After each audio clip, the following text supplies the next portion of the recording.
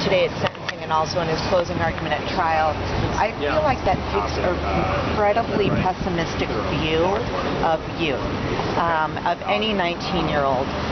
Now, we know that 19-year-olds are susceptible. We see them in the criminal justice system every day. We see young men committing all kinds of reckless crimes, whether it's drunk driving or statutory rape or drug use, all of this reckless driving, even theft.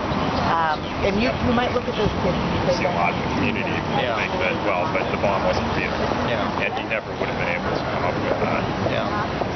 But I think that, to me, the question isn't, I mean, I guess part of the litigation is, well, what would he have been able to accomplish? And it's not hard to go to Walmart and buy a bunch of guns. You could get the Tucson shooter kind of situation, which, while not a bomb, would certainly be quite tragic, and mass shooting. So I think that's... How do you feel about it? I mean, like, in your heart, like, how does it touch you, like, being part of a community and having no violence and having, like, wholesome for the world and living body and, like, the temple of your human being in person, and just in general, we're all one seed, we all came from somewhere, but how do you feel in like, deep in the inside, how do you feel about that? Like, I mean, what's going on and stuff? So I think it would be great if there was no violence, yes. Oh, thank you. Benjamin. All right. Same here. Okay. That's awesome. Right on.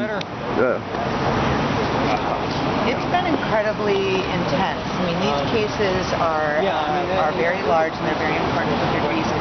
You're balancing the rights of the defendant, the Constitution, all of the things that go into litigating a large-scale trial like this, but also you're dealing with a lot of confidential information. We need to be working on people skills. There's a lot of hearings that are trying to balance the national security, the government protecting information with what we need to ensure that the defendant has a fair trial and that his constitutional rights are defended.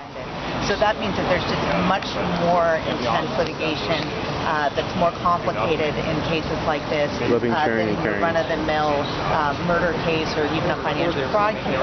That said, this is a fantastic example of something that this administration has been trying to do, which is bring these cases out of the darkness into the light of day, into a public